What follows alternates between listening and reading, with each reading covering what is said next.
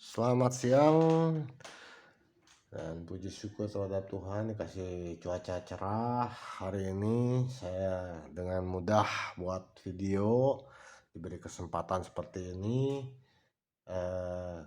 Kok nggak, kan memang sekarang lagi musim hujan ya. Iyalah, memang kalau musim hujan susah mau bikin video juga karena suara rintik hujannya terlalu berisik ya.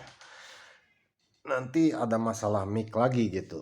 Oke, sekarang saya lanjut aja di video kali ini tentang S905W ya. S905W ini sebenarnya dia itu variannya dari S905X. Jadi kalau kita mau cari datasheetnya, kita masih bisa menggunakan S905X ya. Nah, yang jelas seperti di video berikutnya, video sebelumnya itu saya sudah menjelaskan juga tentang pentingnya sebuah datasheet. Kita juga susah kadang-kadang cari skema, bagaimana kita mau menganalisanya.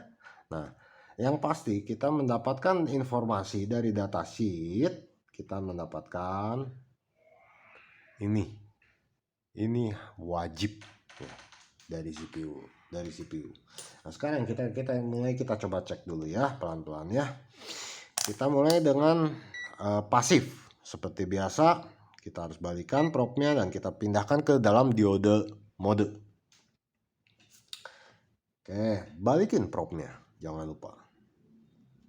Dan ini kita jangan sekali-kali ya kita colok dengan power supply.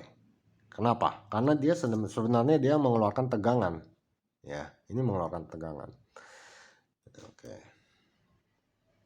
Paling pertama kita cek tentunya dari input powernya. Input powernya di sini kita mendapatkan 0,75. Wow, nggak salah nilainya. Oh, 0,9, maaf. 0,9 ya. Ini hampir mendekati sama kayak tadi ya, 1 volt kurang lebih, ini 5 volt 2 ampere nih. Sama ini. 5 volt 2 ampere. Oke, kita lanjut. Yang paling pertama kita cari adalah tentunya pasti lilitan. Di sini lilitannya ada 1, 2. Mana lagi?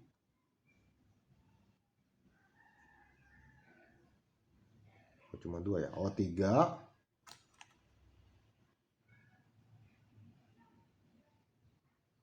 Oke, cuma 3. Sisanya masuk ke LDO ya.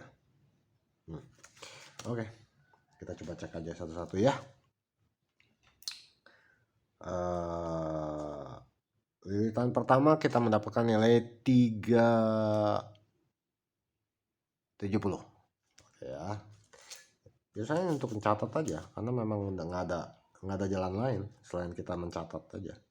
0,370 0,37 aja ya. Nah, terus lilitan yang kedua kita dapat nilai 130 aja ya. Nah, 130 ya, antara 129. Oke, toleransi lah, nggak apa-apa. 0,13 ya. Oke, lilitan berikutnya kita cek di sini 0,104 0,1 ya berarti ya. Saya nggak hitung 4-nya. Nah, sini kita mulai ngitung. Ini yang tadi ya, saya tutup aja ya biar nggak pada bingung. Kita jadikan watt dulu. Jadinya berapa? 3,7 watt. 1,3 watt. 1 watt.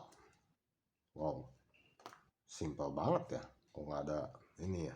Oke, kita cek LDO-nya masing-masing ya. LDO itu seperti apa? LDO itu biasanya kakinya 5 atau kakinya 3. Nah, di sini ada yang kaki 3 nih. Kita cek dulu yang kaki 3.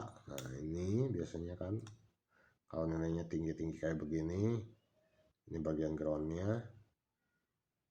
Kalau nilainya tinggi seperti itu biasanya untuk reset. Nah ini untuk reset ini.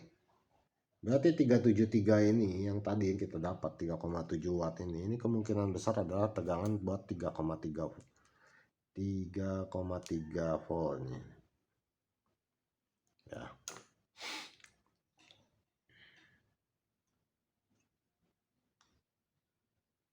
Oke, LDO-nya mana lagi?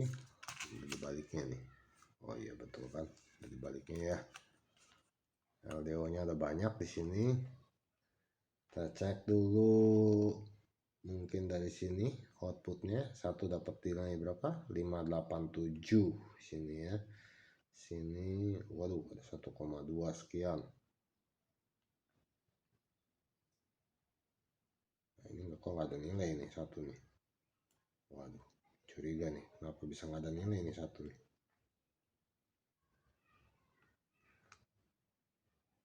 Oh iya ini nggak ada nilai nih.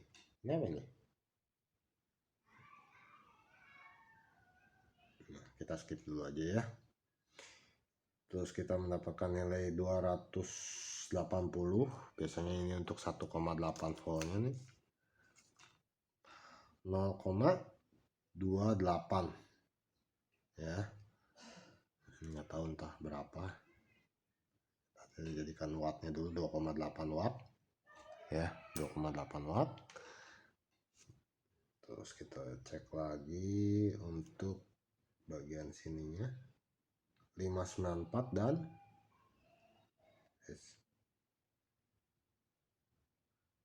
modelnya yang output di sini atau output di sana ya. Nah kalau kita mau bingung nih outputnya yang mana, kita ambil kapasitor besarnya nih. Nah kita dapat nih kapasitor besarnya ini nih. Tuh yang satu nilainya 128, yang satu lagi oh ini sama kayaknya nih, sama satu jalur, jangan-jangan. Oh ya betul kan, sama ya. 128 373. Oke, nah ini biasanya 5 voltnya nih.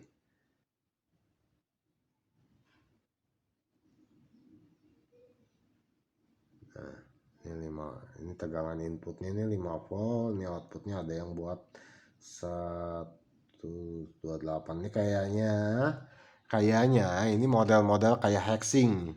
Dia disatuin tegangan CPU dan VDDA-nya. Boleh aja, Bu. Boleh aja, Bang. Boleh gitu. Nggak akan bikin ini gitu, nggak akan bikin error atau apa, nggak ada masalah. Oke, uangnya dia selama dalam range-nya masih diperbolehkan oleh datasheet, ya kenapa enggak ya. Misalkan anggap contoh dia cuma pakai 1 volt, kan dua-duanya 1 volt tuh masih dalam rentan margin tegangannya ya. Nah, ini kan kita tidak menemukan ada short ataupun apapun. Nah, sekarang kita cek coba bagian RAM-nya. Ini RAM-nya pakai DDR berapa? Nah, ini curiga saya ini DDR-nya DDR4 ya. Awalnya dia cuma dapat 103. Ada nilai 103. Khusus untuk bagian RAM, kita bisa cek melalui kapasitor sekelilingnya ini. Nah, kapasitornya itu saya biasanya mengambil kapasitor yang paling terbesarnya. Nah, kalau kapasitor terbesarnya berarti kan itu supply utamanya, ya. Oke. Kita coba cek dari aktifnya. Nah, seperti biasa saya selalu mencoba menggunakan 5 volt. Saya jarang sekali menggunakan 12 volt buat ngetes. Kenapa? Karena 5 volt itu lebih umum ya. Tinggal kita gedein ampernya aja. Dibanding pakai 12 volt. 12 volt kan buat aki itu sebenarnya. Ya kita coba colok aja. Apa yang terjadi? Nggak ada tanda-tanda panas atau apa. Nggak ada. Oke. Karena memang tadi juga kita ngukur nggak ada yang short. Ya. Oke. Kita coba kita ukur. Yang paling pertama tadi kita ukur nilai yang pertama ya 3,3. Betul nggak 3,3? Maaf. Wah 33 nya juga nggak keluar ya. Pantas dia nggak nyala. 5 volt 3,3 nya nggak nyala, tegangan sebelahnya juga nggak nyala. RAM-nya apa ini?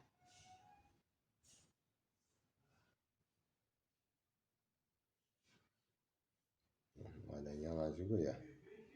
Ini pun juga nggak ada nyala. Oh ya, berarti dia memang dari suplai utamanya juga memang nggak ada tegangan. Nah, yang kayak begini ini masih bisa kita repair ya. Ayo kita coba kita perbaiki ya. Oke. Nah, ini kita balikin lagi ke dioda value-nya. Kalau di sini kita perhatikan, ini ada kemungkinan jalur utama dia itu langsung dikonversikan ke 3,3 voltnya ya. Nah, sekarang kalau kita mau lihat ke 3,3-nya, berarti harus ada IC MOSFET ataupun IC regulator ataupun cuman berupa transistor begini doang. Ya, nah ini kemungkinan besar transistornya rusak. Kita coba aja ya.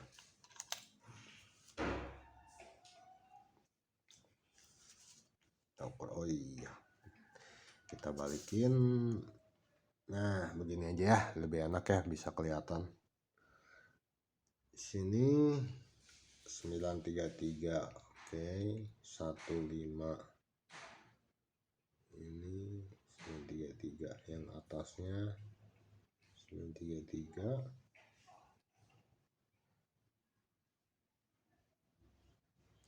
933 juga.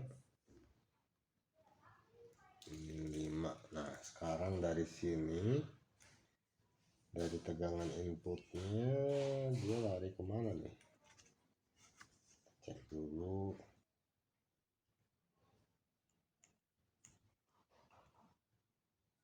Inputnya dia lari ke sini kah? Bukan. Lari ke sini. Bukan. Lari ke sini. Oh, dari ini rupanya dia lari ke sini langsung ya. Oke, dia lari ke sini. Dari sini dia lari ke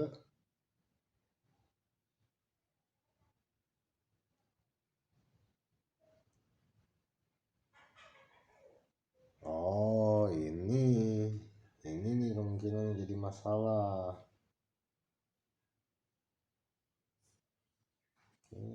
Dia harusnya ini harus masuk ke sini ya. Oke, ini supply masuk. Nah, terus dari sini ini lari ke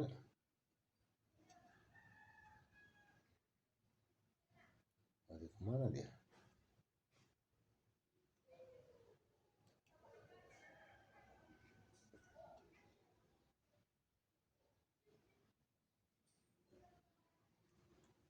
Oh, di sini lari ke ini, berarti ini kemungkinan udah bolak-balik ya.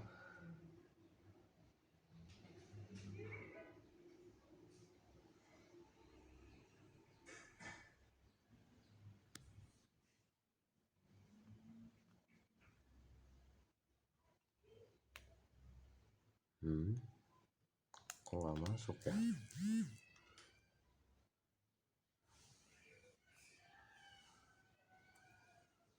Nggak ada yang masuk nih.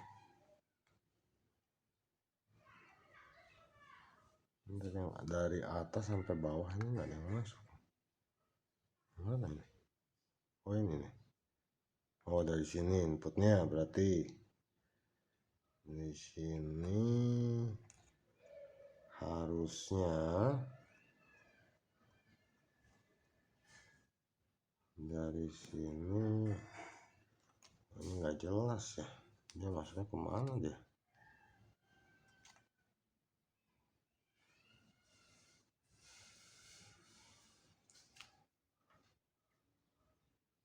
Oke, Nah ini memang agak-agak sulit-sulit gampang ya buat cari-cari, terutama cari-cari jalur kayak begini. Ini harus apa namanya, harus tekun ya, harus mulai cari-cari jalur seperti ini ya. Sebetulnya saya sudah mengungkapkan hampir keseluruhan proses ininya. Nah, sisanya tinggal kita cari si biang keroknya. Nah, dia ada di sini nih, larinya nih.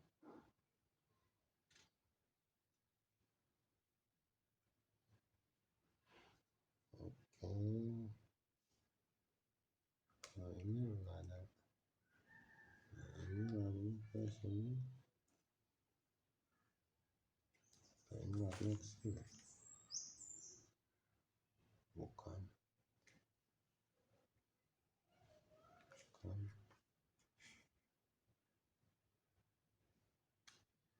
Bukan. Oh, dari sini berarti ya. Outputnya di sini ya. Nah, sekarang kan gini. Kita udah tahu nih sumber tegangan dari sini. Dari sini berarti dia harusnya lari ke sini. Paling dekat biasanya. Nah, kan benar kan? Paling dekat kan? Oke, gini aja deh. Nah, itu enggak. Nah, betul sekali ya. Berarti kan ini sumber tegangannya dari sini. Sumber tegangannya di sini. Nah, di sini kita bisa tahu mana yang nggak fungsi.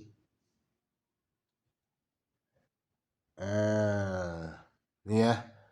Dua regulator ini nggak fungsi. Berarti kan, soalnya kenapa? Dia nggak bisa menghasilkan output. Oke, kita coba cek lagi. Sekali lagi kita colok power supply.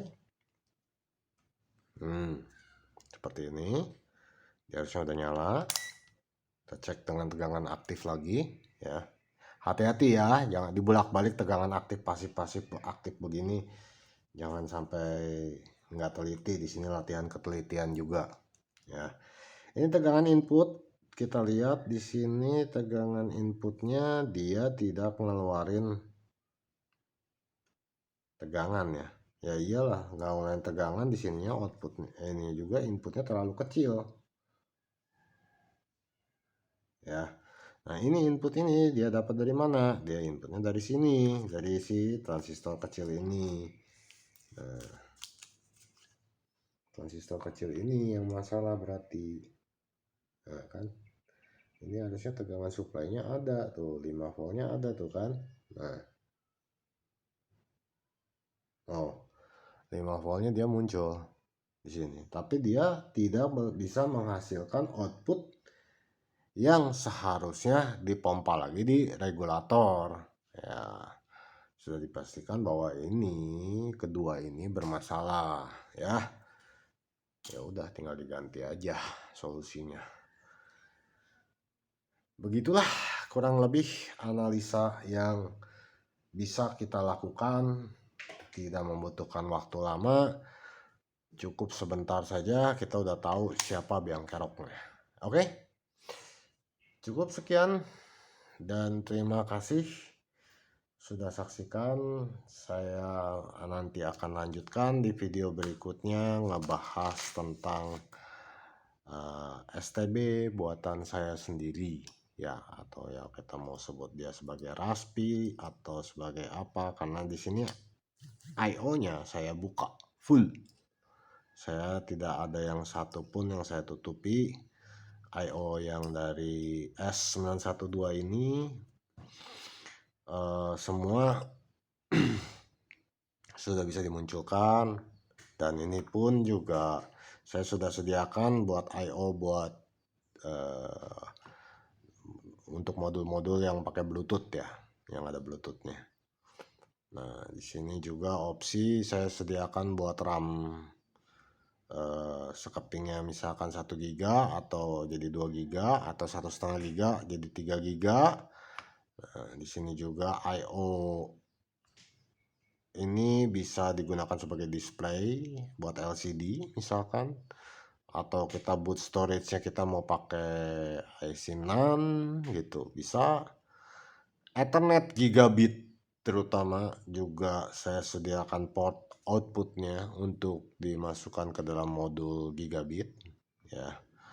Di sini juga ada SPI dan I2C, khusus ini untuk belajar ya. Di sini untuk LAN biasa ya. Jadi saya membuat ini dikhususkan untuk orang yang mau belajar ya. Mau benar-benar belajar gitu. Jadi di sini pun juga saya mulai membahas